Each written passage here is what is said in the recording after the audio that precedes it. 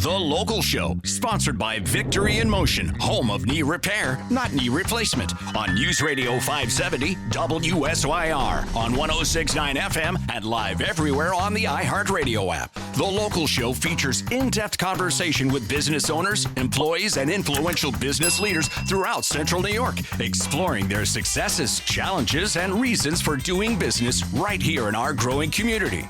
The Local Show is produced locally by Zoe Advertising. Now your hosts, Tom and Steve. We're back at it on The Local Show with Tom and Steve. Sure, it's slimy and wet outside, but, it's all warm and cuddly here on this side of the microphone. Yeah, there's something nice about the smell of mud. It means spring. And worm. Right. I like the smell of worm on the driveway. But I'm nuts. When I was a kid, remember at night the worms would all come out and they'd be all over the driveway? That's where I would get them. Okay. So when we came back, because I was born in Arizona, we came back when I was 3. Uh-huh. So the house that we lived in, my mom still lives in that house up in Cicero. Yes. I would call it the worm house. That was that was the worm house. Because you would see a lot of worms. Because I probably hadn't seen a worm when I was in Arizona. The big crawlers. Yeah. Oh my gosh. And then we got some good crawlers around Syracuse. Yeah. I'll tell you what. The worm house, but they're all there, and so you'd get them out of the driveway. Oh yeah. Well, and on the lawn it was fun too. We got them on the lawn. Yeah, with the flashlight at night. We always thought they were defective. If they're on if they're on the pavement, they weren't too bright. No, they were just trying to crawl. I don't know why they do that. Maybe they like the warmth. I think they're drawn to it. Warm or cold, some temperature thing. Interesting. Well, Jada Masiclat's here to tell us all about animals and things. She brought a friend, Tom. She brought a friend. I don't know that they have any worms on display at the Wild Animal Park, but she's the general manager over there and has been for quite some time. How are you, Jada? I'm great. How are you guys doing? Very good. So she's not alone. Yeah, she brought a friend, a little Joey. This time, that's what they call those, right? Yes, that's correct. That's very nice. And Joey looks very comfortable. What's Joey's name? His name is Robert Irwin. Does he get confused? Am I Joey or am I Robert Irwin? I don't know. Not yet, but we'd like the real one here too. So, how old is this baby kangaroo? He's about 4 months old. Wow. And when you're mad at him, do you use his middle name? Yes, he uses the full name. The full name. Yeah. He just goes by Irv in the office. Well, people have to check out the YouTube. Yes, make sure you get on the YouTube and watch this particular segment. So, what's the first name again? Robert. Okay, yep. So little Robert there, little Robert Joey. Do they start hopping at this point, or you have them all snuggled up in a blanket there, like the mother's Hubbard pouch? Yes, these guys do bounce around quite often right now. Oh, they do? Okay. Yep, stretching his legs, he'll follow us around, waiting for his bottle. Yeah. When they're first born, can they hop at all, or do they stay right in the mother's pouch? So kangaroos are actually kind of born twice. So the first time is when they're first technically born. They're about the size of a jelly bean, and then they start developing inside the pouch. Yes. A jelly bean? Okay, you got to unpack that. That's awfully small. Yes, so that's like their first time they're technically born, okay. And then they actually do a lot more of the development right in that pouch. In the pouch, huh? Mm-hmm. Boy, and I thought the pouch was just kind of a benign sort of, just fur. Mm-hmm. But it must have other things in that pouch, organs and things. Yeah. Mm-hmm. Wow. So how is it that he's not hanging out with his mom right now and he's hanging out with us? So in some cases, some moms will boot them a little bit earlier out of the pouch. Sometimes moms are first timers and aren't doing too great with them. It kind of depends on each situation. Yeah. So right now he's with us just because he wasn't getting the best care by mom. So we're stepping in and doing their job. So what does that require? So you're a mom of a baby kangaroo right now.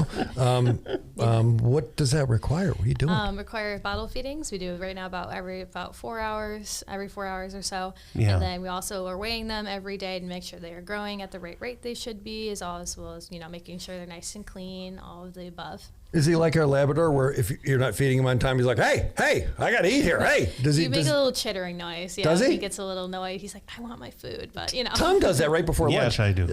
Yeah, but he's snoozing pretty much most of the other Okay, part. is he social to any other animals now, or is he just pretty much hanging out with you in this stage? Right now, he's just hanging out with us. He is meeting some kids at our Easter breakfast right now. That was his first debut, but right now he's just with us.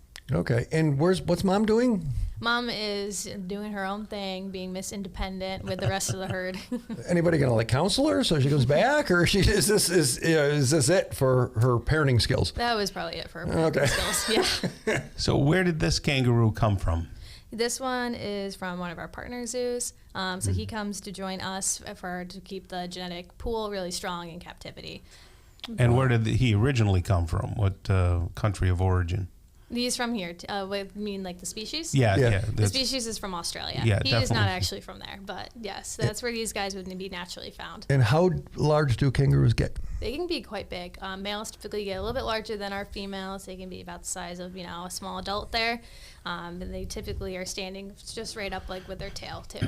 that whole they want a box thing, is that like a myth, or are they like, no, is they that will a thing? They will box, yes. Okay, to who? Like if they see Tom, they like pick a fight, or is it other kangaroos, or do they defend themselves against other animals? It depends really. They will do it to another, person. They will obviously box with another male, especially over territory, or their, females. That's wild. They will do it to pet dogs. Yeah.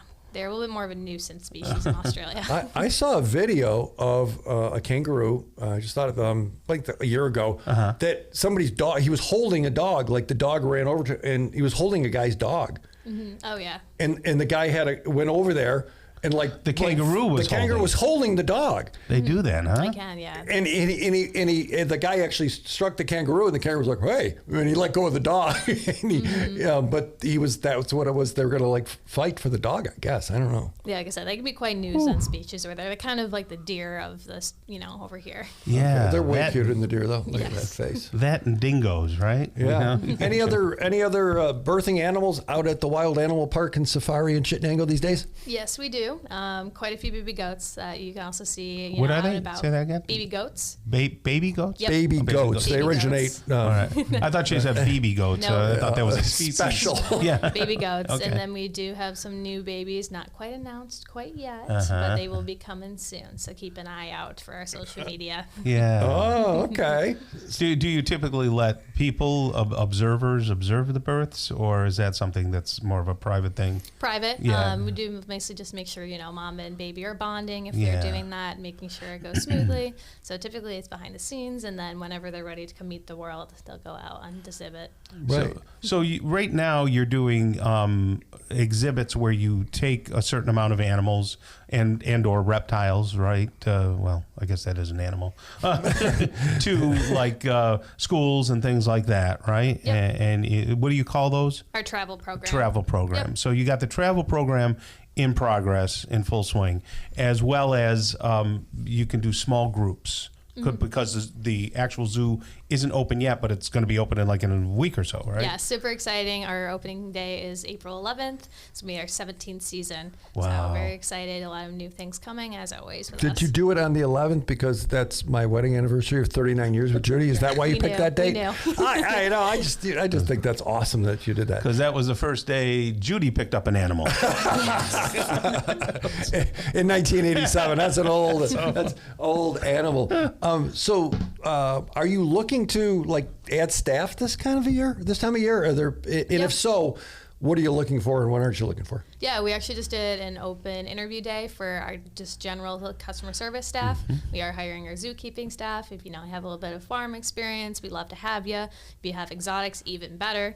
Right. Part-time, full-time? A little bit of both. Whatever is best. We're kind of working with a lot of different schedules. Okay, so our audience, WSYR, tends to be a little older. Do you want people to look like Tom, or are they more annoying? We love them. Tell me more. Bring them all. We're definitely looking for people, who want to hang out on the draft deck, maybe get to hold the baby kangaroo for pictures. If you have any sort of availability, reach out to us. We'd love to have you. All right, Jada from the Wild Animal Park and Safari, why don't you hang through the break, and we'll talk some more about this amazing property out in Chittenango. Awesome. Sounds great.